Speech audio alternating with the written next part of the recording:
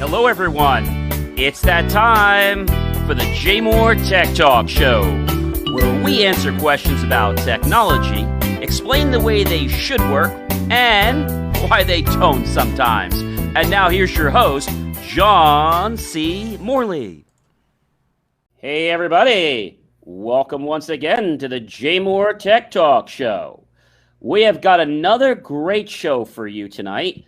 Friday, we always have a great show, but tonight we have some amazing personal stories that I think are just going to maybe open your eyes in a way that you didn't even think was possible. Marcus, it's good to have you here again. How are you doing tonight? I'm doing fine, John. It is quite the pleasure to be back on the JMOR Tech Talk show.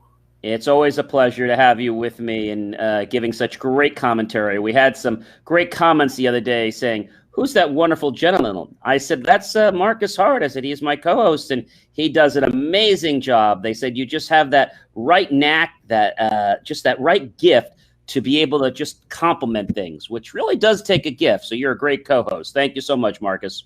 Well, thank you, John. So when we're talking about things right now, and I know everybody's thinking about the pandemic, well, we're not going to go there right now.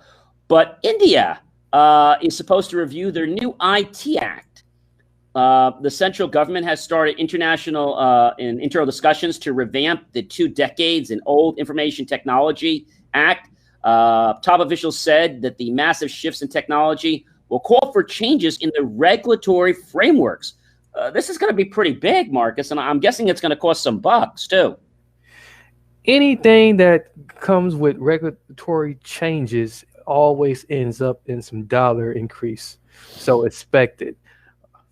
So it's another way the government can basically have an excuse to charge people and make a profit. If we did that in business, we would be getting a fine or we'd be doing something illegal. But when the government does it, it's like it's naturally legal to do it. Do you get that? Exactly. This is why people don't want government to get too big and to get to their hands in all of your cookie jars. Yeah, I don't even want them in my kitchen.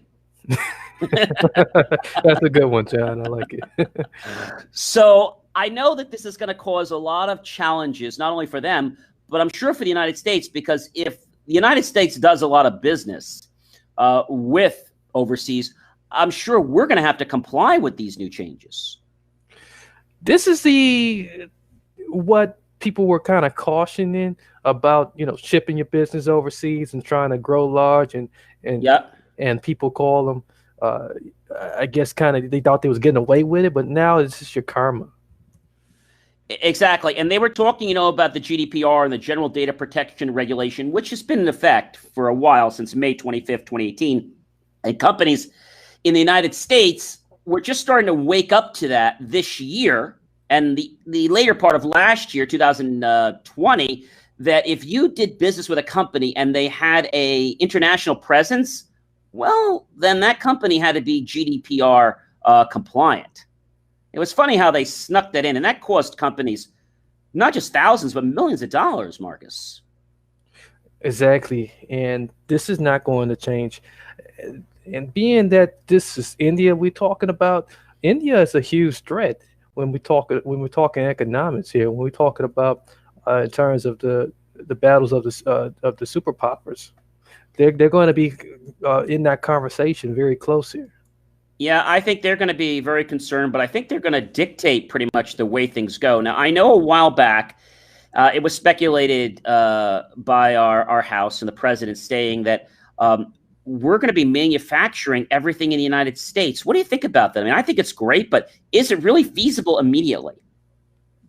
It's not. It's not. When you got so many businesses scattered across the globe, and when we are so kind of locked into this global economy, and what someone does over here may affect this part of the industry. We have to be careful when we say that we want to put everything American on, especially when we don't have the resources. I think it's a good idea, and I think it's a great goal to shoot for. Yes. But I don't think it's a goal for tomorrow or for today. It's going to take us some time, so we're going to have to eat crow for a little while, maybe not forever, but for a little while until we can build our own ecosystem up. I agree with you. So I know in politics, and we try not to get into that in our show, but they're just trying to give people a bunch of hogwash that everything's going to be okay tomorrow. And you and I both know that's not going to happen. They're trying to sway voters and now possibly create a third party or a fourth party because there's just so much indecision in government right now, isn't there? It is. It's so much. Everything's up in the air right now.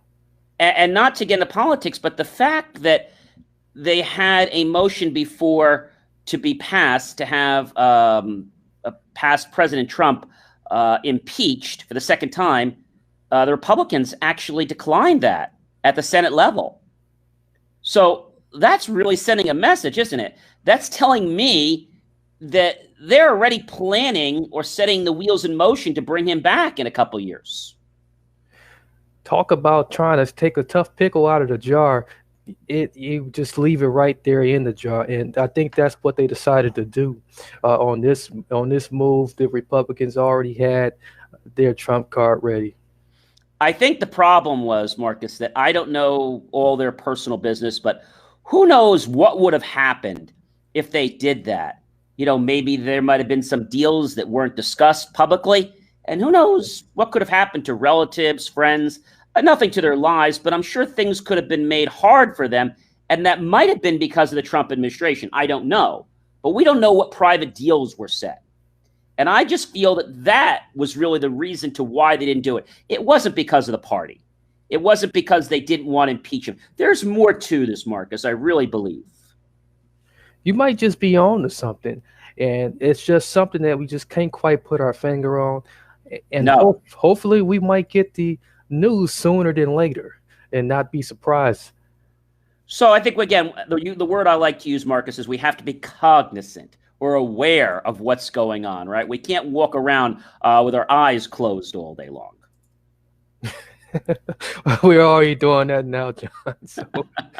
All right, well, we have something that's been coming up to pass a lot. And one of the past shows, you know, we talked a lot about Telegram and some other programs that people could use to keep their texting safe, right? Well, there's been some controversy about what's coming up with the WhatsApp. You know, what's really going on?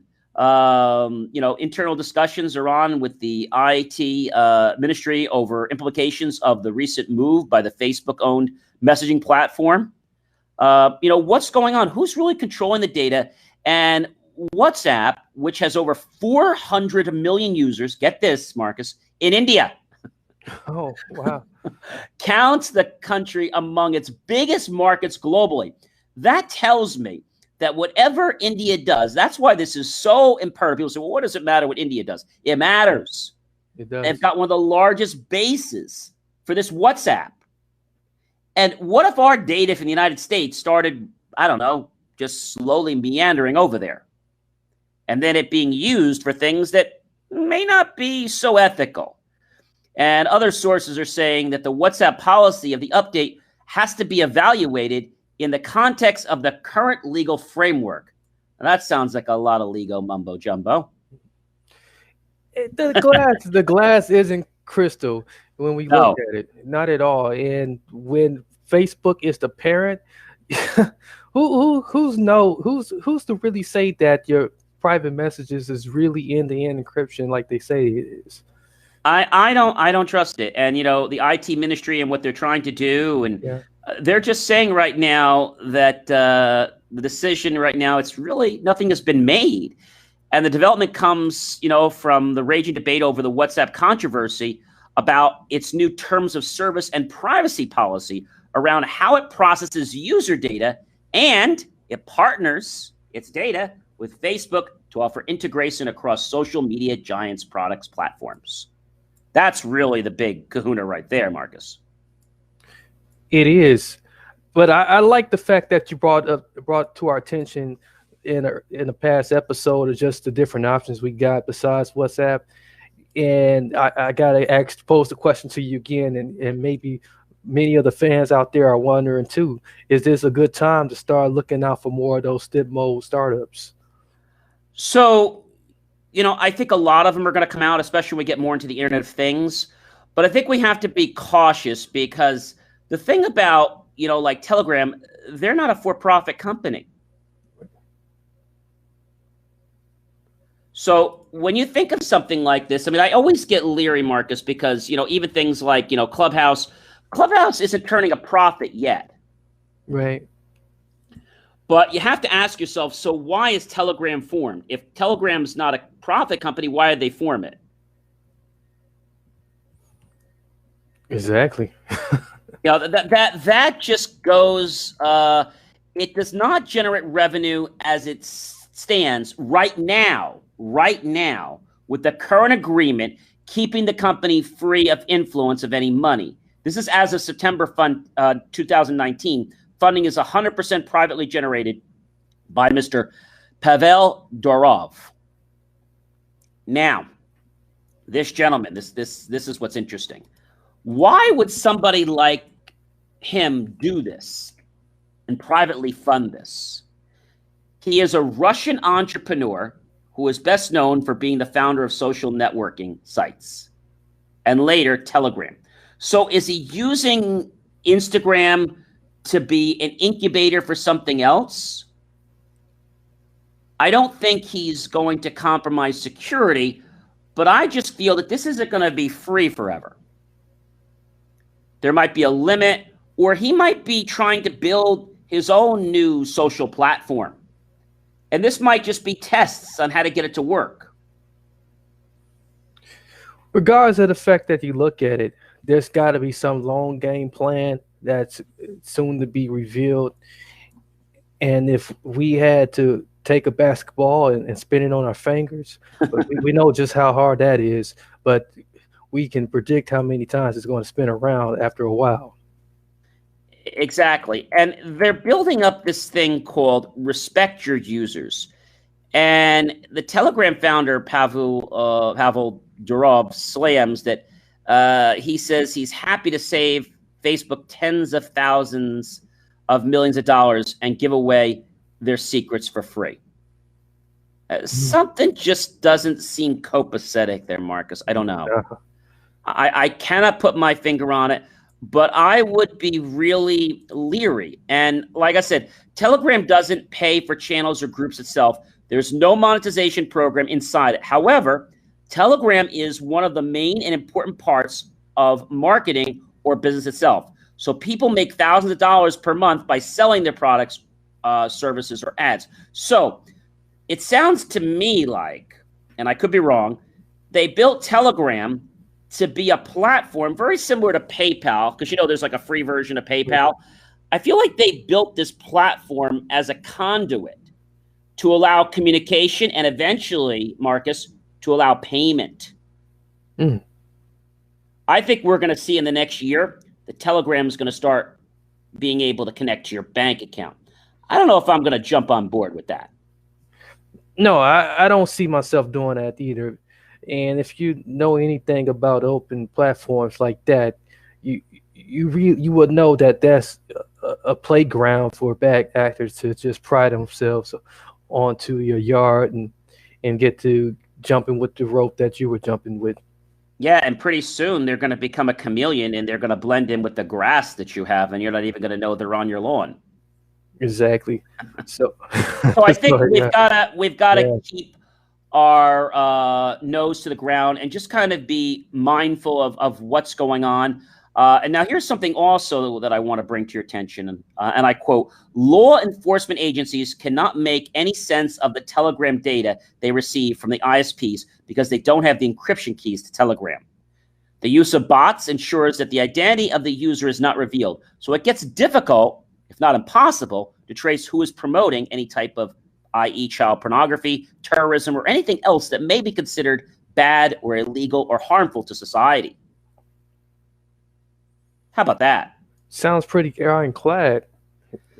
Yeah, it's ironclad, but I would bet that if that's going to be allowed to continue to operate with the United States, somebody in the Department of Defense, the FCC is going to have that encryption key somewhere.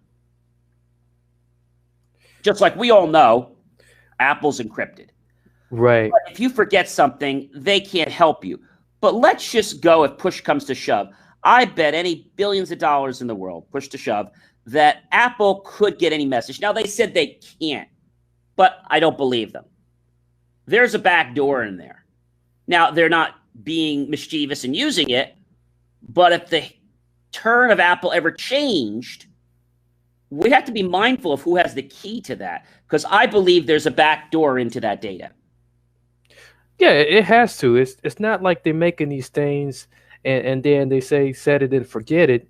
I think it's definitely a way. We saw what happened years. I think it was years back with Apple, and they had the back and forth with the government about it.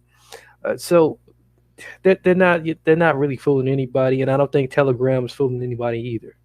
No, I think it's good what they're doing, and they're getting a lot of clout, Marcus, for being a public service platform. That's really what they're getting. They're getting a lot of free publicity right now. Yes, good publicity, but sometimes you can run it out. Yeah, I think if they just do one thing the wrong way, they're done. It's like we talk about this many times, Marcus. You know, you take years to build a friendship or a relationship, but you do that one thing, and you can destroy the trust in a fraction of a second. Exactly. And I am very certain that Telegram may do that in the future if they're not careful. Yeah, I really would like to know what their long-term plans are, because it just seems very generous what they're doing right now, and with all generosity for so long, the relationship gets a little one-sided. Yeah, it just seems very hard to understand, and you know that it's 100% free, and the fact, like we said, that they don't make money, but if somebody is using it as a conduit to make money, then they've just provided, let's say, the vehicle to transport that message. Maybe they're transporting bank accounts on there. We don't know. Right. They could. Yeah, they could be. And I want to let you know could be using it for themselves. I bet you didn't know this. We talked about the good things of Telegram. I'm going to talk about the bad things of Telegram right now. Mm-hmm. Did you know? You thought that was all? Thought that was bad? Well, that's nothing. Did you know that Telegram has actually been banned in a few countries? Oh no, I did not. This is first for me here. Because of the end-to-end encryption strategy of Telegram, which does not permit any outsider to peep into somebody's visits, the application has been restricted in a few nations. For example, Iran, where Telegram is the most popular. So no terrorist activity or fun for that country, I see. Yeah, so I just feel it's going to be very interesting. And as it becomes a problem, I mean, they could ban anywhere they want. And the question you're probably asking me, is Telegram banned in India? I know that's what everybody's probably saying. Well, right now, it appears that they're allowing access, but I mean, they could change that at any time. Yeah. So it's going to be interesting. It's not banned in India, but I'm going to tell you one thing about it. It's illegal to use in India. So explain that one to me. That's an oxymoron, right? Yeah. It's not banned in India, but it is illegal to use. Yeah, it really sounds like a setup. I don't understand that. So, but how are they even monitoring, or how would they even know if they even, That's the problem. They can't. They can't. You don't even go to an app. You could just go to telegram.org. It's a .org, and you could download it right from there. And the App Store sure doesn't tell people who's downloading something. They certainly wouldn't do that. That's against Apple's privacy and Android's privacy. No. So the Telegram app has a global search feature that allows you to reach all of its channels and all of its groups. And it shows a lot that's going on via shared channels. And it was first launched in 2015 for broadcasting messages to large audiences at that time. Now, Telegram's biggest user, do you know who it is? Take a guess. Would it be the UK? Go a little further. Hong Kong. Hong Kong, really? Telegram's biggest user in Hong Kong is now considering censoring it due to its association with the recent protests. That sounds about right. Telegram has been banned in China, Pakistan, and Russia. Well, we knew that was coming. And the app has had over 200 million users across the platform, and that was just after a while back. So now I think they're up to like 400 million. And Pavel Durov, who's now around 36, 38, something like that, roughly, maybe 35, he's a billionaire, and he's also known to some as the Russian Mark Zuckerberg. And he founded Telegram. And he made his fortune establishing the Vkontakte, the popular social network in Russia. But he was exiled back in 2014 over his refusal to cooperate with security services. He created Telegram in 2013, and he published the manifesto attacking competitor WhatsApp, which was his main motive, they said, for developing it, which lacked security. So Telegram's encryption is one reason it's become so popular with the protest movements and why governments like Russia, Pakistan, and India, it's only parts of India, not all of India, have moved to ban the application altogether. So it's got some issues, but it seems like there's no regulation.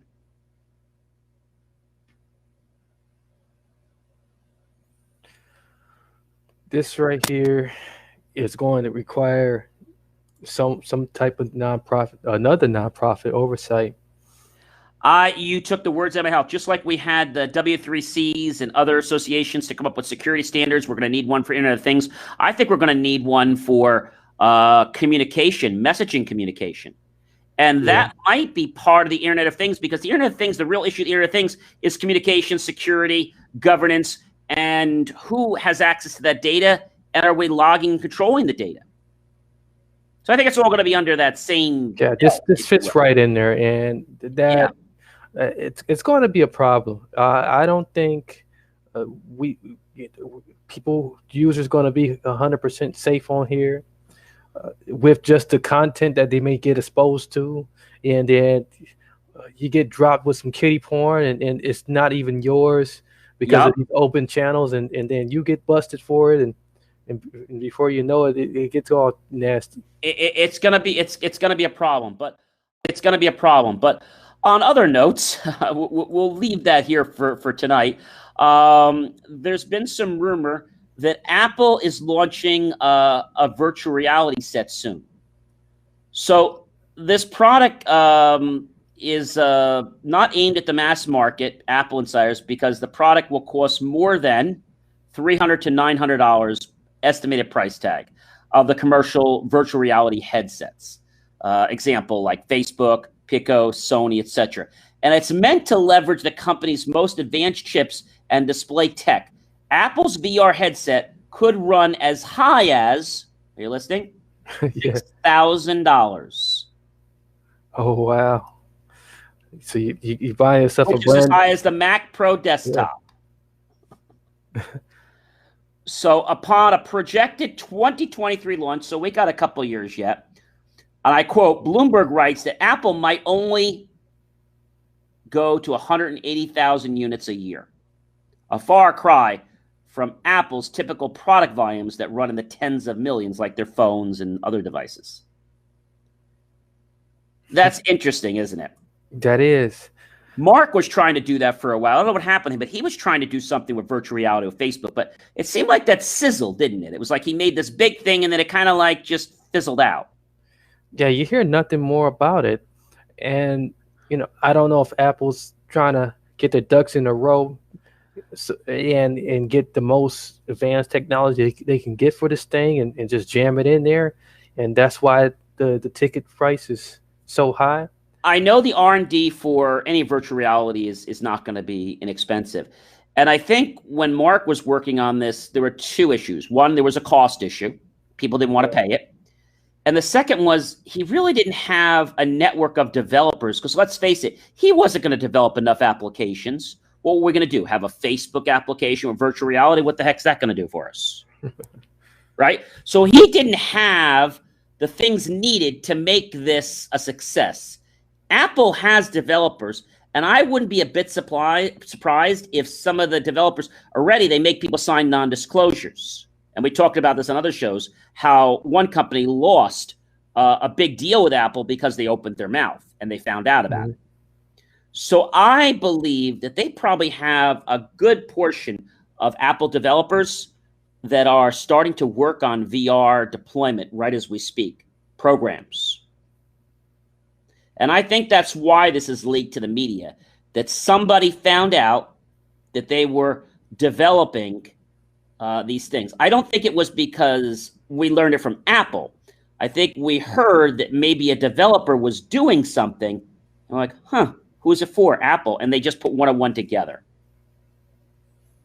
That makes a lot of sense. And that's typically how these type of stories get leaked, especially when it comes from the camp of Apple, with them being highly secretive with so many projects. So I'm just wondering, though, with such a high ticket price like this, are you suspecting that it's just a way to get people eyes off of it for now?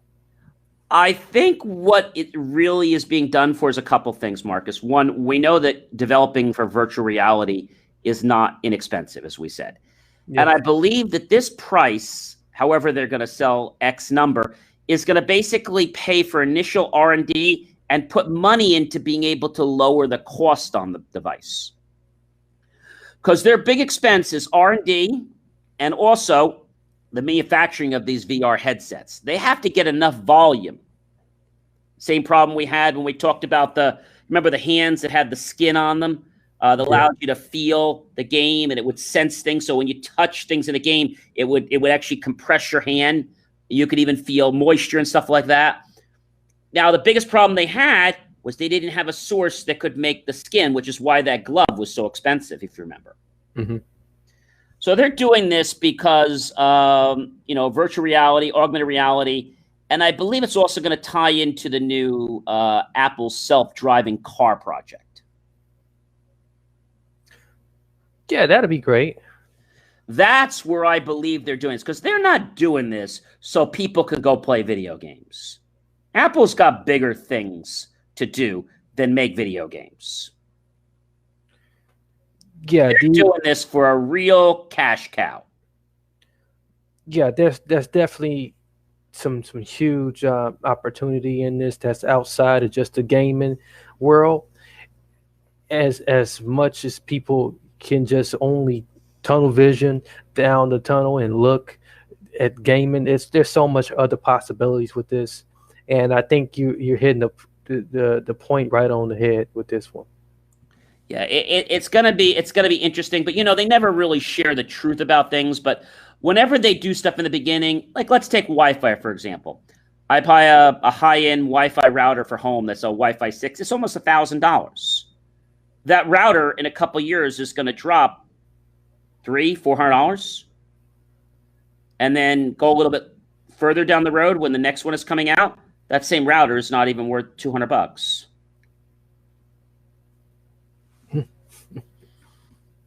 It's supply and demand. Remember we said once before. It is. And actually this comes from a quote from Mr. Bill Gates, that if we were as advanced in the car industry as we are in the computer industry, we would be buying computers for $1 to $10. Cars, I should say. $1 to $10 with the way we're producing them. But we're not that advanced. Huh. Now, here's something really crazy. There is a new market for the world's most expensive pet fish.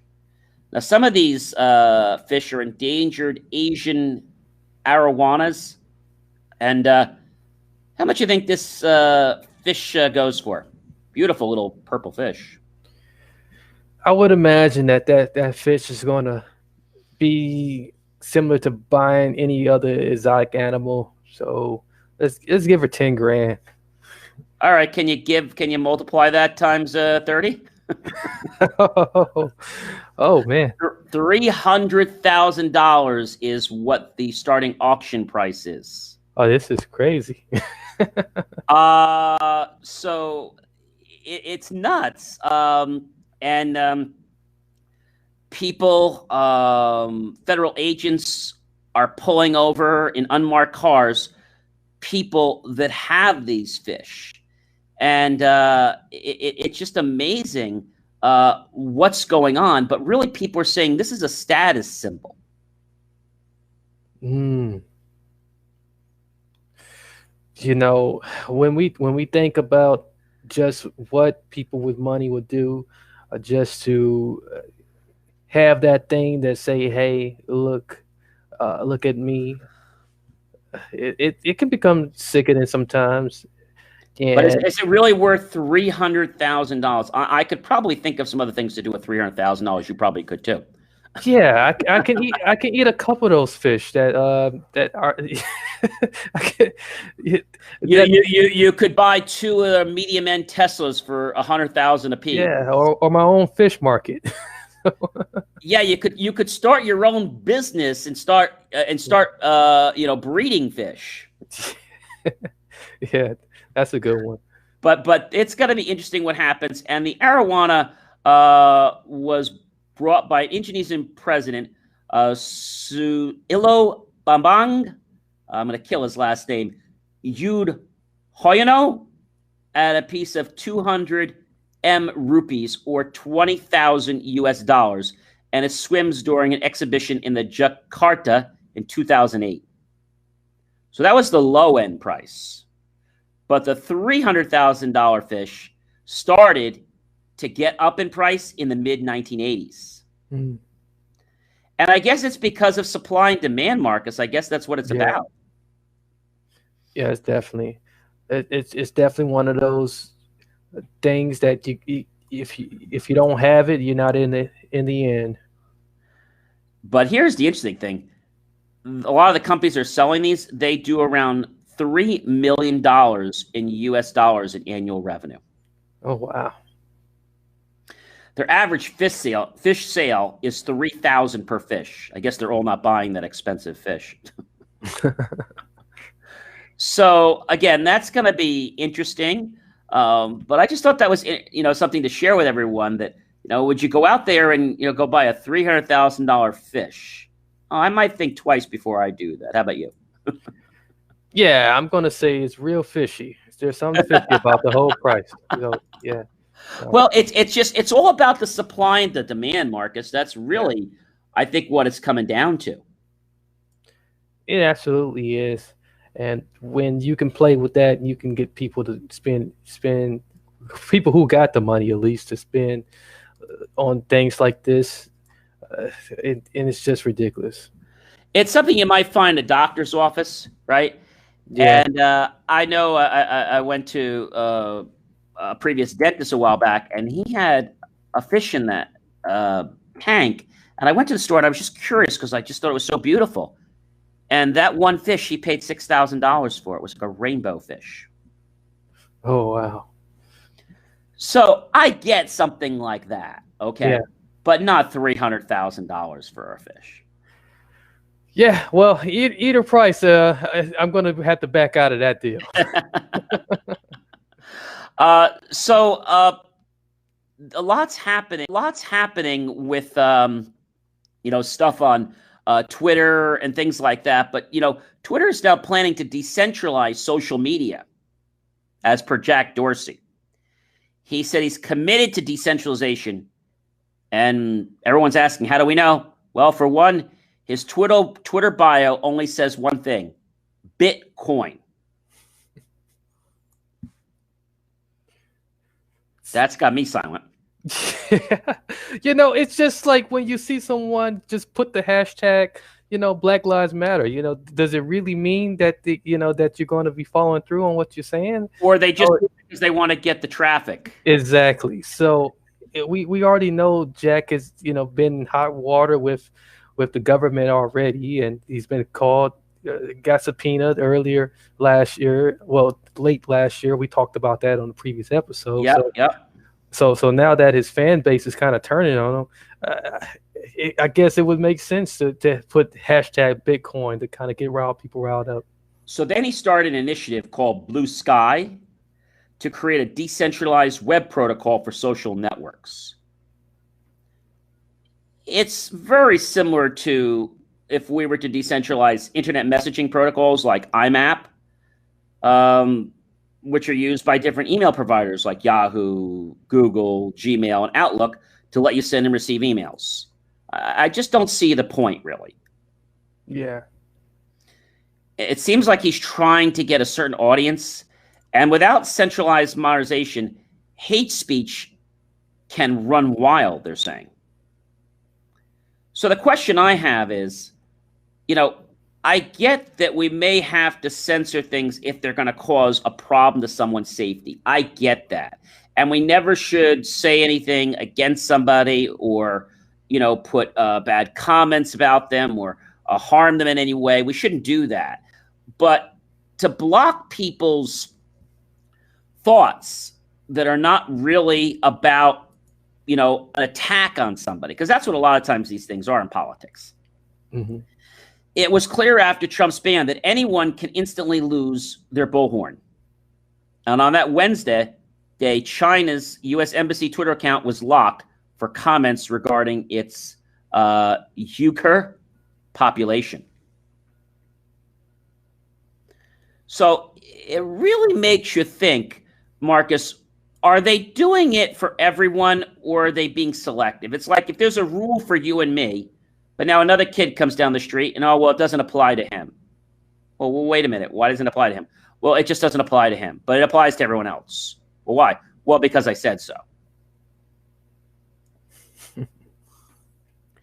I mean, that's what it feels like. Right? That's exactly what it is.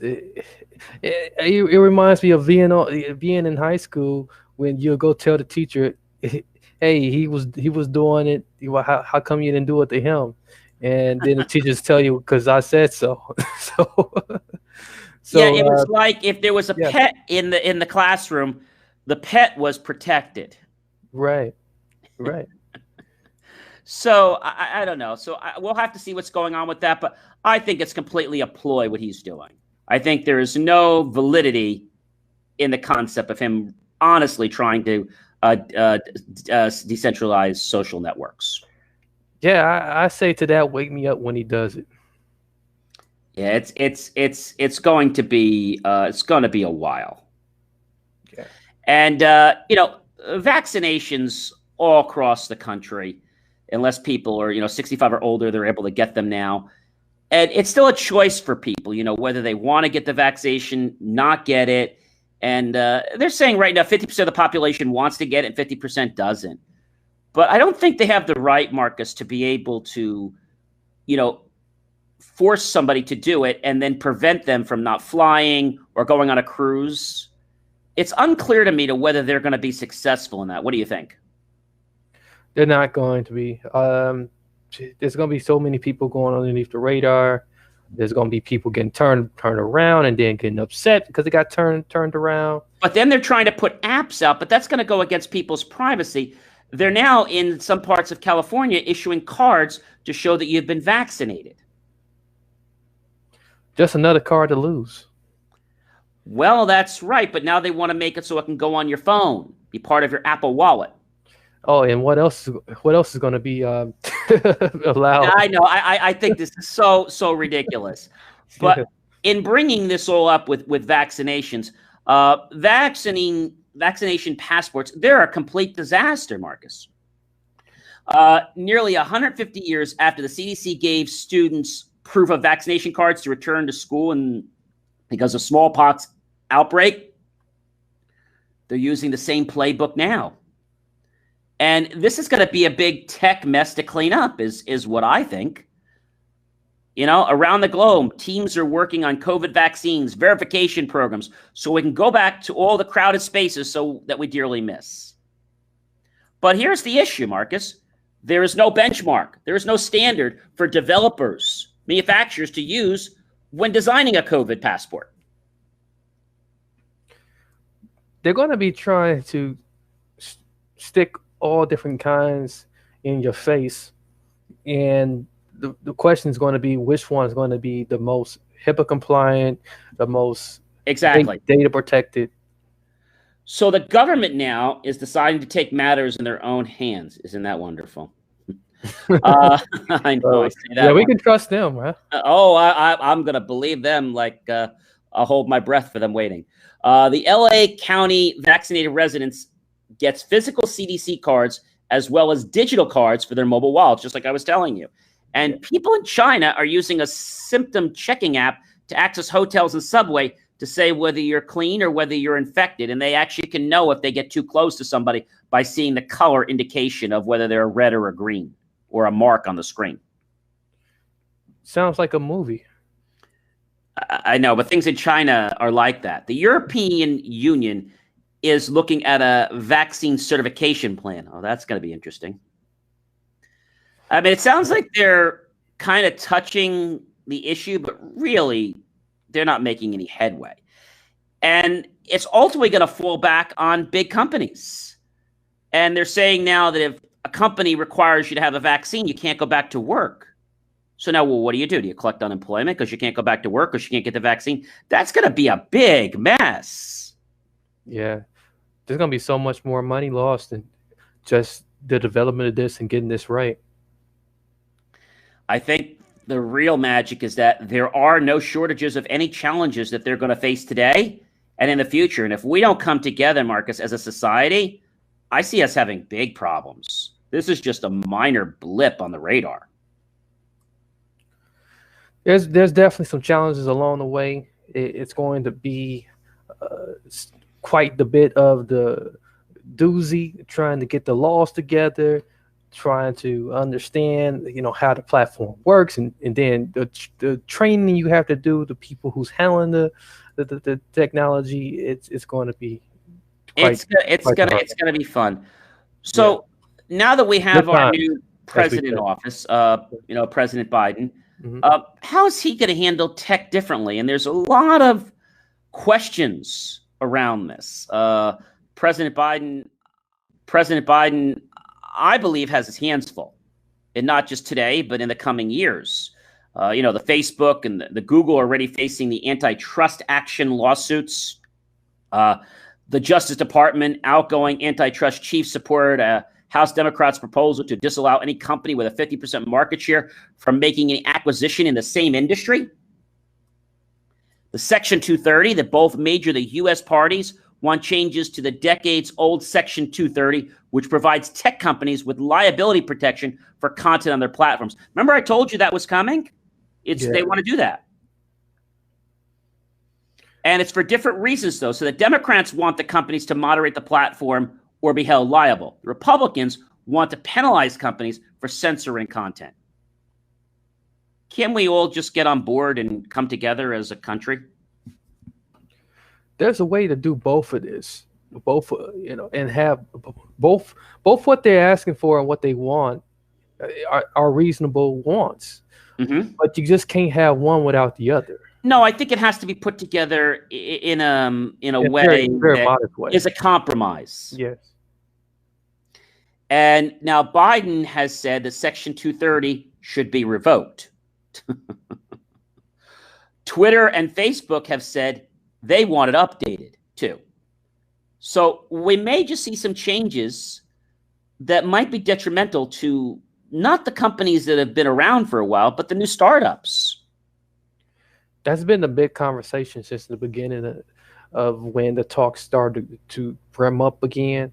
So there's no surprise whatsoever that startups are already in dire fear. And when Biden was a senator, he never supported or sponsored any bills that had to relate to net neutrality. The idea, it was all internet traffic could be treated equally. That's coming from a person who has just no concept whatsoever of what's going on behind the scenes, which is why it's important to have good advisors to advise on these things. It sounds to me, Marcus, and I've used this analogy before.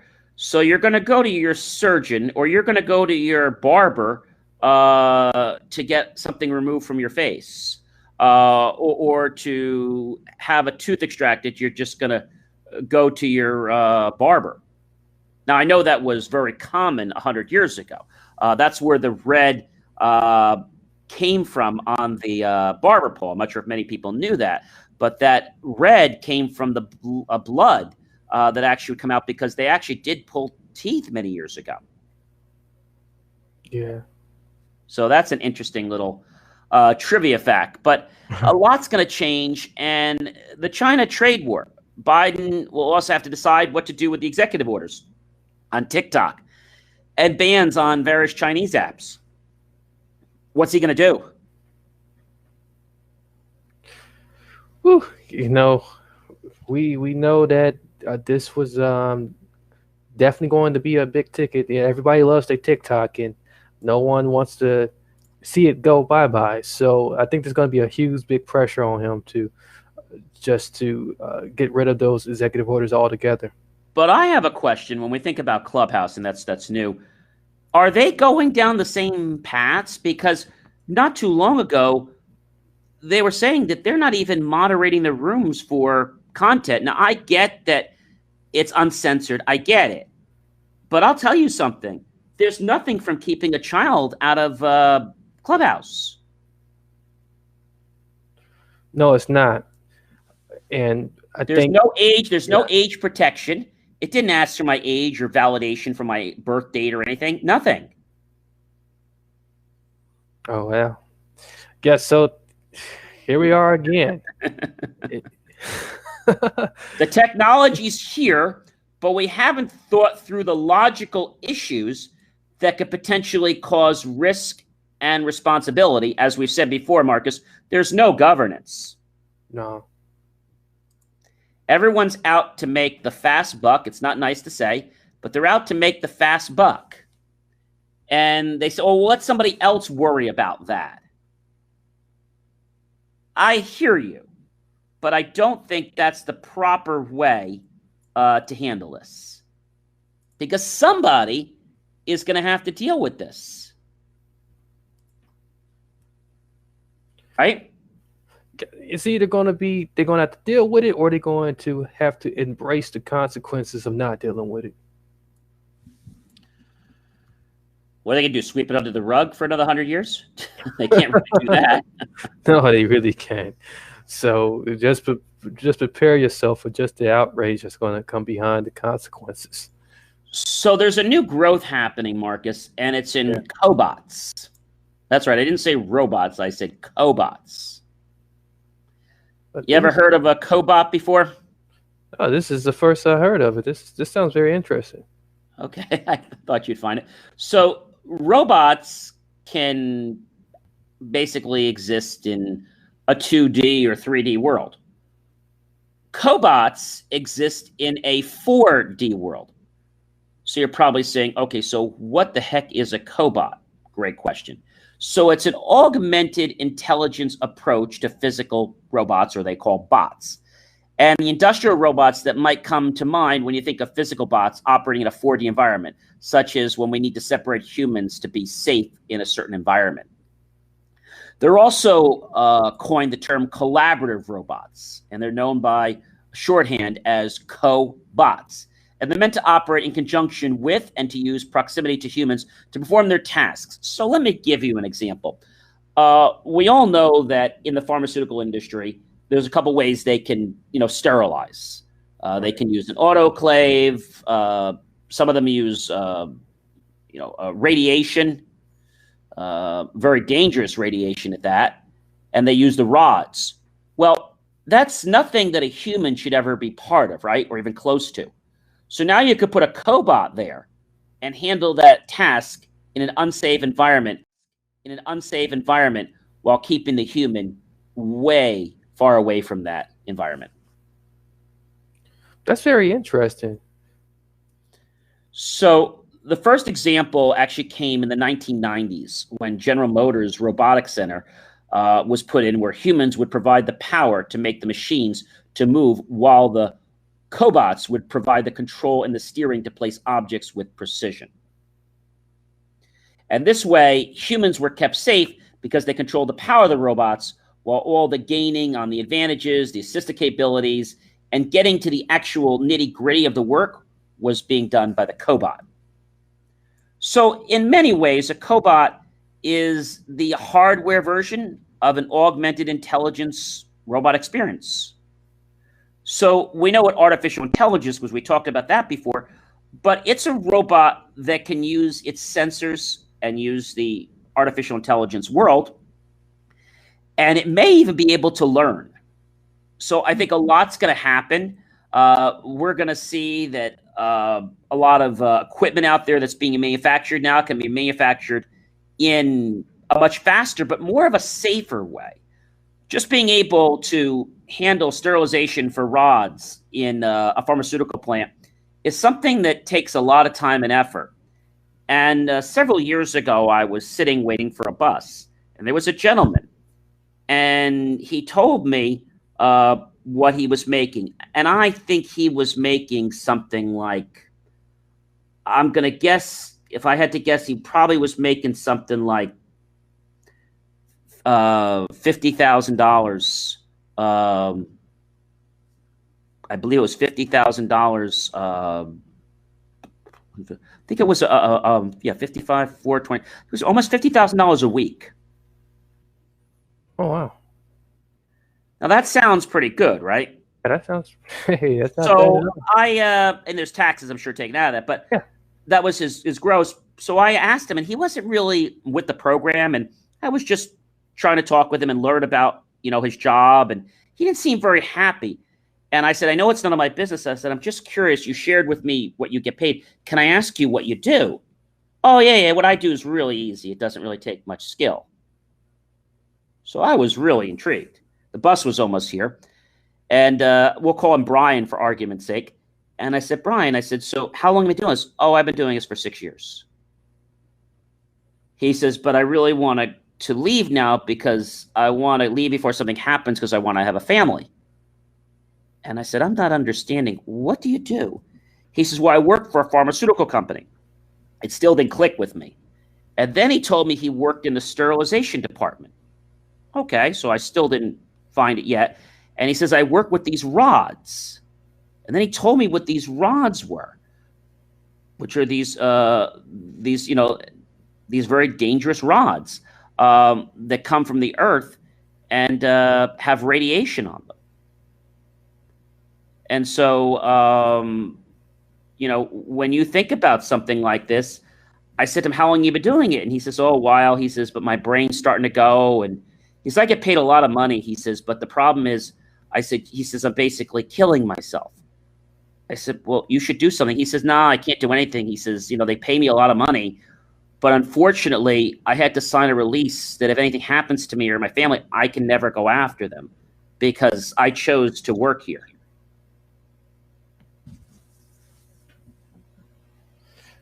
Wow, that is, that's a good story there, and there's so much to peel back in the midst of that.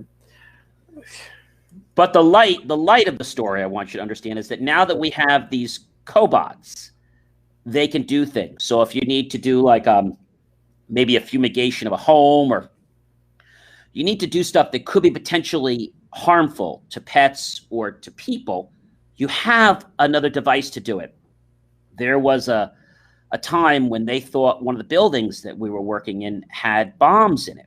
So they did the normal deployment to check, but they couldn't find anything. They got everybody out of the building, and they sent these little robots in. Very small, Marcus. I'm going to say they look very similar to like a truck that you'd see maybe 10 times bigger than that. That you would play with when you were a kid. And they sent these in, and they had cameras on them, and they went around the whole building, which took them a couple hours. And what they concluded was the building was safe, and that there was a person that left a guitar case outside their unit. And they thought there might have been a bomb in that case. Mm. But because of that 4 hours of work, no human life was destroyed. And that's when I think technology is amazing. Now, we never want anything to get destroyed, but if a robot or a cobot gets destroyed, it's just money to rebuild it. It's not a person. Exactly.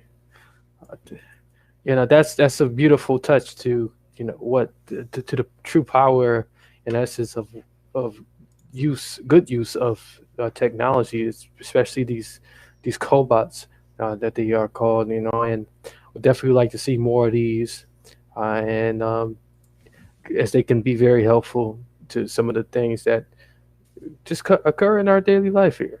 We're starting to see them. I think I had told you a while back, we weren't really calling them cobots, but they're kind of like cobots. Remember those little mini delivery trucks in China? Yeah. Actually, in Wuhan, China, which is where the virus started. Yeah. They're using these little vehicles to do delivery for touchless delivery. Yeah, I remember seeing that, and I remember us talking about that, and yeah, these things are really going to change the way life is, and make life a lot more easier for some people, if not So all of us. I think it's going to be a great thing. My only concern, again, is like I said to you, is going to be the governance and what happens with the data. Mm-hmm. I mean, the manufacturers around the world are facing the COVID-19 pandemic in 2020 and 2021, and they're having huge challenges. So now we don't have to worry about a factory shutting down because now we have cobots that are manufacturing things. The bad thing about this, Marcus, in a plant is it gets rid of a lot of jobs. Let's just say we had a factory of maybe, I'm going to guess, several hundred workers. They only maybe need about 4 or 5 cobots. That's it. Right. So I think it's a great thing when you can use a cobot, but I think it should be used in environments where we want to spare human life. That makes sense. I like that. So they're used. These cobots can do things like welding, soldering, painting. Because if a human is exposed to that too long, they might get dizzy, asphyxiated, right? So these cobots can precisely do the same task over and over again, and they never smell the paint, even though they're supposed to be ventilated and things like that. Right. And also, they can work with lasers. And now, if the robot makes a mistake, which is very rare because it's precision, nothing's really going to happen except maybe something gets damaged. No one's going to get injured. Yeah. So, which again, you identify some real heavy points and some key values as to what these things bring to just our lifestyles here. Human management is going to be the key as we move forward with these types of worlds. And robot design, programming, maintenance, and supervision are going to become the new jobs. So that's what's going to happen. Hopefully, it will help our world to produce things quicker, faster, cheaper, more reliable, and then maybe give jobs to people that are in areas that are not, like I said, subject to any type of harm to people. I agree. So it's a very interesting story. Hopefully you enjoyed that. And I know when I heard that story from that kid, I was having a glass of water, and I think I dropped the water all over him. He's like, you spilled. I was like in shock when he told that to me. Yeah, it's definitely an amazing story, and this is what JMOR Tech Talk is all about. We bring you the stories, we bring you the truth, we bring you the real life feelings of people. It's not just technology, it's the people behind them and how technology is impacting their lives. We don't just tell you how to fix something or how to plug something in or what to do when you're frustrated. We really get down to the personal matters that technology is affecting, which is our lives. Excellent there.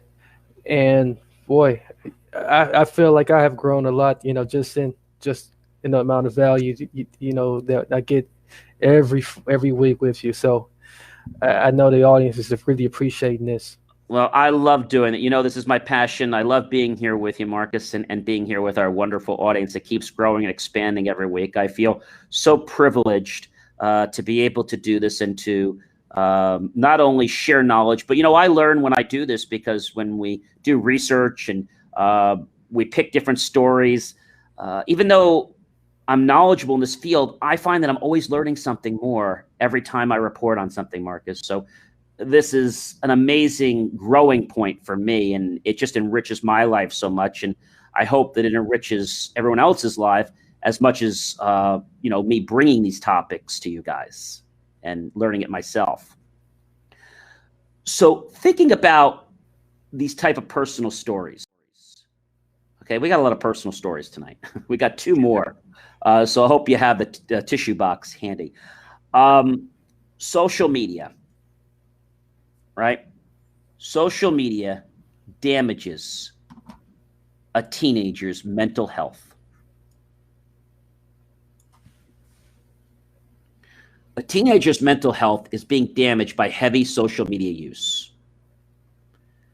The research came from the Education Policy Institute and the Prince's Trust said, and I quote, "The well-being and self-esteem were similar in all children of primary school age."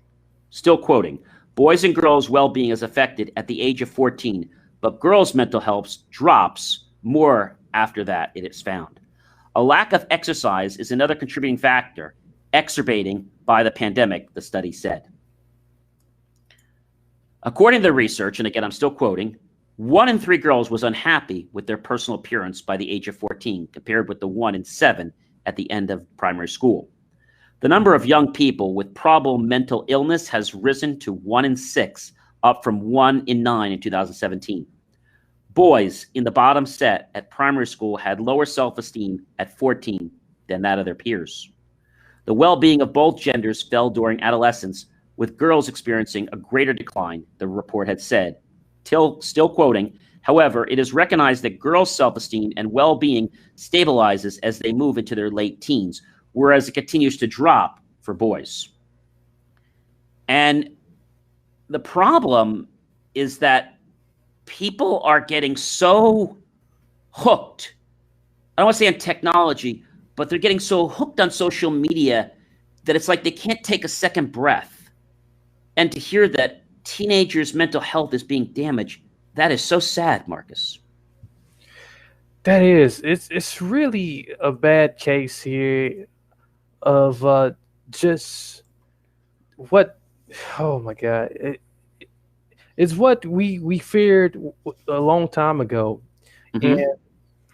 and then the social media apps they play so much on the behaviors.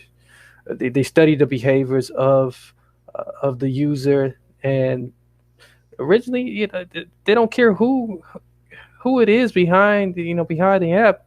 It's just when they can gauge you, it's helping them.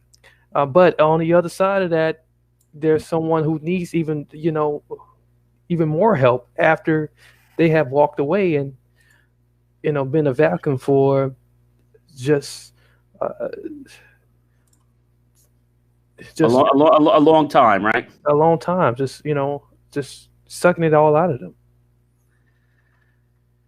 This is the thing, I feel that sometimes, whether it's children or whether it's adults sometimes, Marcus, to be honest with you, I feel that technology is great, but it's important. One of the things I do every single day is I take, except when it's snowing, is I take a 60-minute walk. And I think it's so important, Marcus, to unplug from technology. I can't agree with you more. Sometimes you do got to just get away from it. But the world we live in and the pandemic has not made it even better. It's keeping us in front of the screen a lot more. But the truth of the matter is, Marcus, you can get out. You can not have to wear a mask if you're not around anybody. And you can walk, and there's plenty of room to do that. You don't have to go to a gym. As people say, oh, I can't work out because I don't have a gym. Well, go walk. Go get some weights at your local store and, do some barbells or something. Do some push-ups. I feel that if you are glued to your phone as much as the people in this story, it's going to cause a problem because you're looking for constant approval. And when you don't get it, it's going to make you more depressed. Could lead to things like deep depression, suicide. Those are just a few things. So I think it's really important that we not only take care of our physical body, but we take care of our mental health as well. I agree. These are critical times here, and the trauma that we all have experienced at large does require us to be a lot more mindful to just how fragile we are as people. But the young people, they're the hardest hit, and we gotta make ensure that they get the proper care. I think what happens is when you use technology, you're alone, which is fine. Mm-hmm. But when you're constantly in front of a screen all day long and you don't interact with people in the world, I think it actually diminishes people's social skills.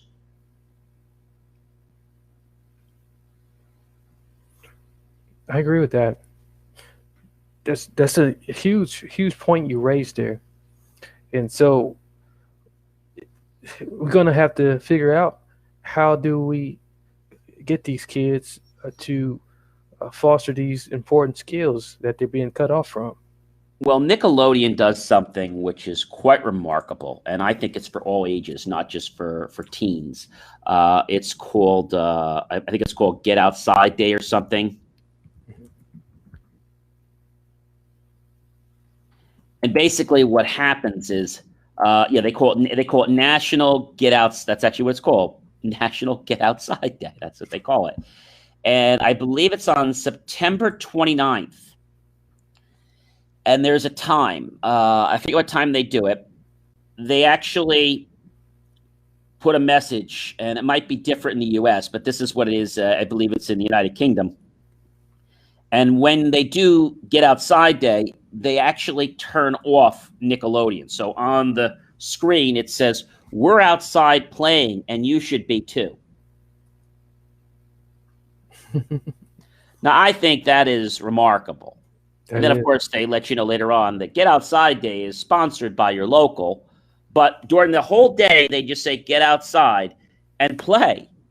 Use some of those muscles that you normally don't, whether it's walking, whether it's jumping rope, whether it's maybe playing basketball or tag or football or anything. Or maybe it's not even doing anything like that. It's just being outside and becoming one with nature, meditating outside, maybe doing exercises outside. That's great stuff, and this is all good stuff that can really be helpful and instituted right away. So if you thought we had a lot of great stories, we have one more. It keeps we have one more story, and this story is quite amazing. A lot of times we talk about technology, and people will say, that piece of technology is great, but do I really need that technology? And here's an example, Marcus, of a piece of technology I think that's quite remarkable. An Apple Watch calls to save a cyclist that was swept into the River Wye. Cyclist was rescued from a flooded river after calling 999 from his Apple Watch as he clung to a tree. The man was later swept off his bike into the swollen River Wye in the Rother was Hereford on the day, and he was carried a mile downstream, but managed to grab a hold of a branch and spoke to fire control. Station commander, and I quote, Sean Bailey said he was lucky to have kept hold of the branch, adding, "We're very surprised he didn't lose his grip." Speaking to BBC, and again I quote, "Hereford and Worcestershire, Mr. Bailey said the cyclist was spotted by passerbys who were able to give crews a sense of where he was. Even with that location, it still took us 20 minutes to locate him and rescue him and bring him to safety.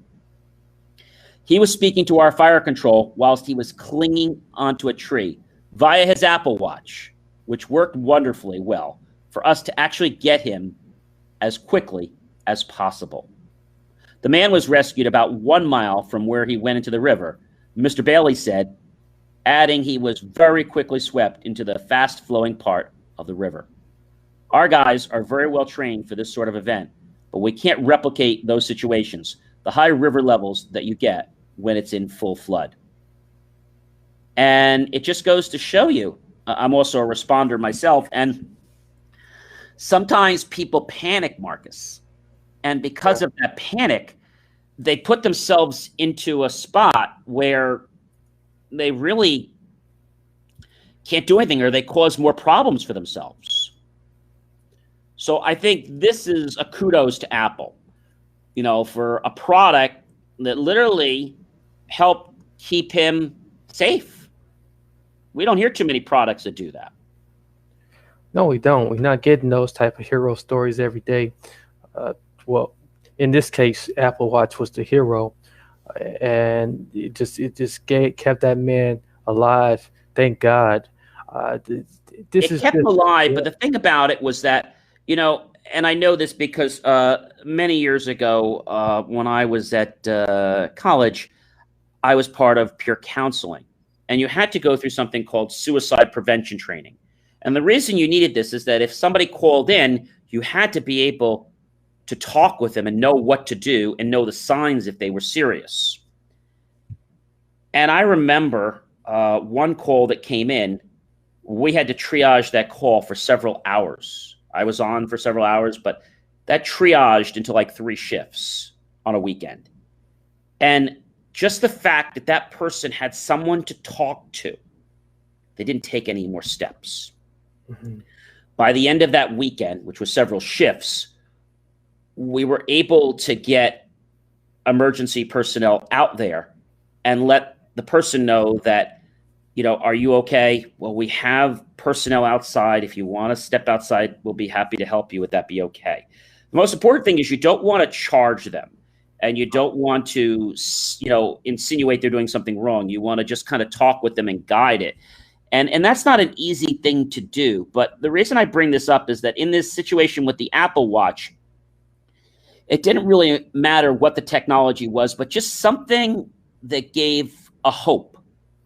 That hope is what gave that person the extra will to hang on. Because maybe if they weren't communicating, he might have just lost hope that no one cares, no one's coming.